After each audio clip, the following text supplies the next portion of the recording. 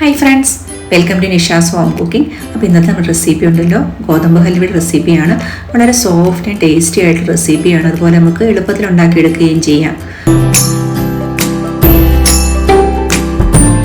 ഇതിനു വേണ്ടി ഞാനിവിടെ എടുത്തിരിക്കുന്ന 240 ml കപ്പിന് 1 കപ്പ് ഗോതമ്പ് പൊടിയാണ്. അപ്പോൾ ഇത് നമുക്ക് ഒരു സാധാരണ ചപ്പാത്തിക്ക് മാവ് കുഴയ്ക്കുന്ന പാത്രത്തിൽ നമുക്ക് കുഴച്ചെടുക്കണം. ഇപ്പം നമ്മൾ കുഴച്ചെടുക്കുമ്പോൾ സാധാരണ പച്ചവെള്ളത്തിൽ തന്നെയാണ് കുഴയ്ക്കുന്നത്. അതുപോലെ തന്നെ ഇതിനകത്ത് ഉപ്പോ എണ്ണയോ ഒന്നും തന്നെ ചേർക്കുന്നില്ല.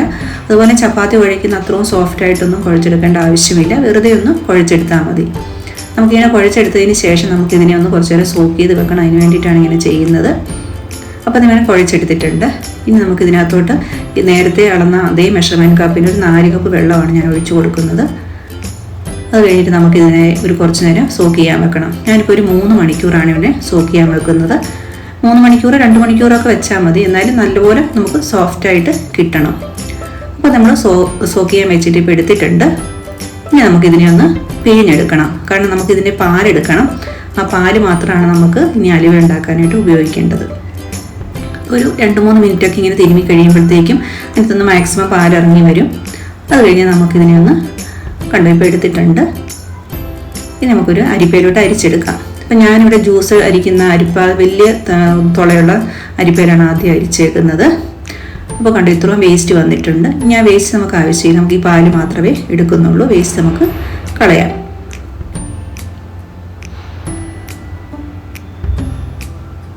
ഇനിയിപ്പോൾ ഞാൻ ഇതൊന്നും കൂടി നമുക്ക് അരിച്ചെടുക്കണം. കാരണം നേരത്തെ അരിച്ച ഇതിൽ നിന്ന് കുറച്ചും കൂടി വേസ്റ്റ് ചെയ്തപ്പോൾ കിട്ടുമായിരിക്കും. ഞാൻ ഇച്ചിരി കൂടി അടുത്തൊരു അടുത്തരിപ്പ കൊണ്ട് ഒന്നും കൂടി അരിച്ചെടുക്കുവാണ്.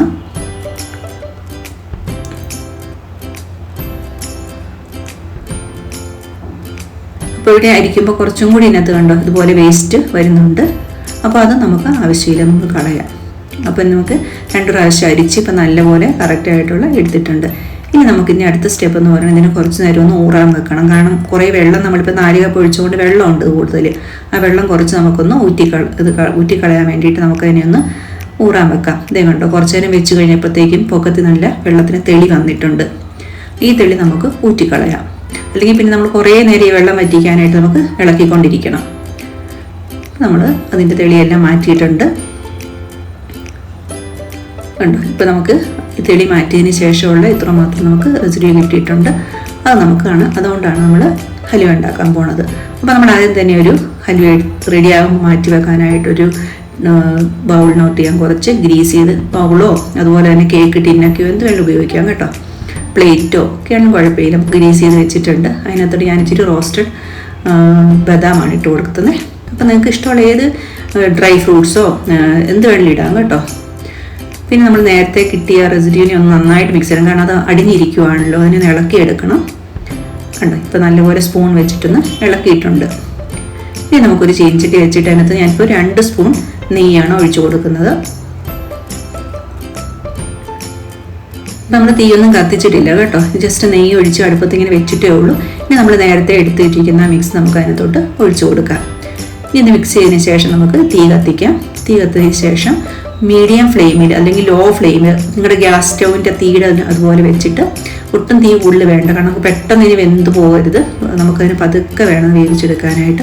പിന്നെ മധുരം ബാലൻസ് ചെയ്യാൻ ഇച്ചിരി ഉപ്പും കൂടി ഞാൻ ഇട്ട് കൊടുത്തിട്ടുണ്ട് ഇപ്പോഴേ. അതുകൊണ്ട് ഇതുപോലെ കൈയിടാതെ നമുക്ക് ഇളക്കിക്കൊണ്ടിരിക്കണം. ഞാനിപ്പോൾ ഒരു നോൺ സ്റ്റിക്ക് പാനാണ് ഉപയോഗിച്ചത്. നമ്മൾ നോൺ സ്റ്റിക്ക് പാനാണെങ്കിൽ നമുക്കത് സൗകര്യമാണ്. ഇനി ഒരു 2 സ്പൂൺ കൂടെ നെയ്യ് ഒഴിച്ചു കൊടുത്തിട്ടുണ്ട്. അതുപോലെ നമ്മൾ ഇളക്കി മിക്സ് ചെയ്തിട്ടുണ്ട്. കുറച്ച് സമയം എടുക്കും കേട്ടോ. ഞാൻ ഇളക്കുന്നു മൊത്തമൊന്നും വീഡിയോ എടുക്കുന്നില്ല. ഇപ്പം ഞാൻ കുറച്ച് കട്ട തേങ്ങാപ്പാലും കൂടി ഒഴിച്ചു കൊടുത്തു. കാരണം നമുക്ക് ഒരു 1/2 കപ്പാണ് ഒഴിച്ചു കൊടുത്തത്. ഇത് ഒഴിക്കുകയാണെങ്കിൽ എന്ന് വെച്ചാൽ കുറച്ചും കൂടി ടേസ്റ്റും കിട്ടും അല്ലേക്ക്. അതുപോലെ നെയ്യ് കുറച്ച് ഉപയോഗിക്കുന്നതിൻ്റെ അളവ് നമുക്ക് കുറയ്ക്കുകയും ചെയ്യാം. പിന്നെ ഞാനിവിടെ എടുത്തേക്കുന്നത് ബ്രൗൺ ഷുഗറാണ്. നമുക്ക് നോർമൽ പഞ്ചസാര വേണമെങ്കിലും എടുക്കാം. ഞാനിപ്പം ബ്രൗൺ ഷുഗറാണ് എടുത്തിരിക്കുന്നത്. കാരണം നമുക്ക് കളറും കൂടി കിട്ടുമല്ലോ. പിന്നെ നിങ്ങൾക്ക് ഈ കളർ വേണ്ട, മറ്റേ ഇച്ചിരി വൈറ്റ് ഷർട്ട് കളർ അത് മതിയെങ്കിൽ മറ്റേ നോർമൽ പഞ്ചസാര എടുത്തിട്ട് ഇച്ചിരി കളർ ചേർക്കും. ഇങ്ങനെ ചെയ്താൽ മതി. ഞാനിപ്പോൾ ഇതെടുത്തോട് എനിക്ക് വേറെ കളറൊന്നും ചേർക്കേണ്ട ആവശ്യം വന്നില്ല. പിന്നെ ഞാൻ ഇച്ചിരി ബദാമും അതുപോലെ തന്നെ ടൂട്ടി ഫ്രൂട്ടിയും കൂടി ഇട്ട് കൊടുത്തേ. അത് നമുക്ക് എന്തെങ്കിലും ഇഷ്ടമുള്ള പോലെ ചെയ്യാം കേട്ടോ. അതുപോലെ അതിൻ്റെ അളവൊന്നും ഫിക്സ് ഒന്നുമല്ല. അവനവന് ആവശ്യമുള്ള രീതിയിൽ എന്തോരം ക്വാണ്ടിറ്റി വേണമെങ്കിലും ഇട്ട് കൊടുത്താൽ മതി. ഇപ്പം ഇനി ഇച്ചിരി എന്താ പറയുക കാർഡമം പൗഡറും കൂടി ഇട്ട് കൊടുത്തിട്ടുണ്ട്. അത് ഞാൻ പഞ്ചസാര ചേർത്ത് പൊടിച്ചതായിരുന്നു, അതുകൊണ്ട് 1 സ്പൂണാണ് ചേർത്ത് കൊടുത്തത്. ഇങ്ങനെ നമ്മൾ ഇളക്കിക്കൊണ്ടേ ഇരിക്കണം. അപ്പോൾ ഒരു മൊത്തത്തിൽ എനിക്കൊരു 25 അരമണിക്കൂർ അടുപ്പിച്ച് 20-25 മിനിറ്റ് എടുത്തായിരുന്നു ആക്കി വരാനായിട്ട്. അപ്പം മൊത്തം ഒന്നും കാണിച്ചിട്ടില്ല, കുറേശ്ശെ ഓരോ സ്റ്റെപ്പിലേ കാണിച്ചിട്ടുള്ളൂ. ഇപ്പോൾ ഓൾമോസ്റ്റ് ആ ഒരു ഫൈനൽ സ്റ്റേജിൽ എത്തിയിട്ടുണ്ട്. ഇനിയൊരു 10 മിനിറ്റും കൂടി മതിയാവും. ചീനിച്ചെടിയുടെ സൈഡിൽ നിന്നെല്ലാം നമ്മുടെ വിട്ട് വന്നുകൊണ്ടിരിക്കുകയാണ്. അതിൻ്റെ ആ ടെക്സ്ചർ തന്നെ മാറിക്കൊണ്ടിരിക്കുന്നുണ്ട്, അതുപോലെ തന്നെ കളറും മാറി വരുന്നുണ്ട്. കണ്ടോ, ഇപ്പം നമ്മൾ റെഡി ആയിട്ടുണ്ട്. ഇപ്പം നേരത്തെ ഗ്രീസ് ചെയ്ത് വെച്ചിരിക്കുന്ന ടിന്നിലോട്ട് നമുക്ക് ഇട്ട് കൊടുക്കാം. ഇനി തന്നെ ഒന്ന് അവിടുത്തെ ലെവലാക്കി വെക്കണം. ആ ചൂടോടുകൂടി ചെയ്യുവാണെങ്കിൽ പെട്ടെന്ന് ഈസി ആയിട്ട് നമുക്ക് ലെവൽ ചെയ്യാൻ പറ്റും.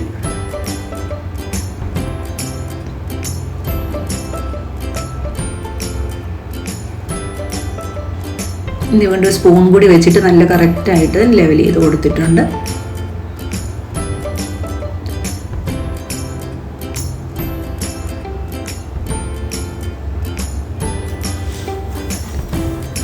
നമ്മൾ തണുക്കാൻ വെച്ചിരിക്കുമായിരുന്നു. ഇപ്പോൾ തണുത്ത് കഴിഞ്ഞ് എടുത്തിട്ടുണ്ട്. ഇപ്പോൾ നല്ലതായിട്ട് തണുത്ത് വന്നിട്ടുണ്ട്. നമുക്ക് സൈഡിൽ നിന്നൊക്കെ ഒന്ന് പിടിപ്പിച്ച് കൊടുക്കാം.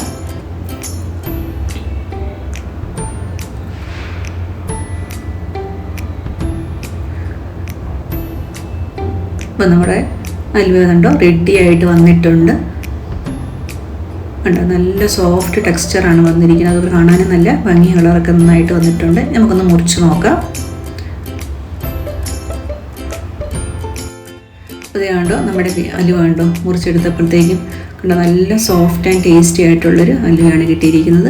നമുക്ക് കടയിൽ നിന്നൊക്കെ വാങ്ങിക്കുന്ന അതേ ഒരു ടെക്സ്ചറിൽ തന്നെയാണ് വന്നിരിക്കുന്നത്. കണ്ടോ, കളർ കണ്ടാൽ അറിയാമല്ലോ, അതുപോലെ തന്നെ കാണുമ്പോൾ തന്നെ അറിയാമല്ലോ, നല്ല സോഫ്റ്റ് ആൻഡ് ടേസ്റ്റി ആയിട്ടുള്ളൊരു ഹലുവയാണ് വന്നിരിക്കുന്നത്.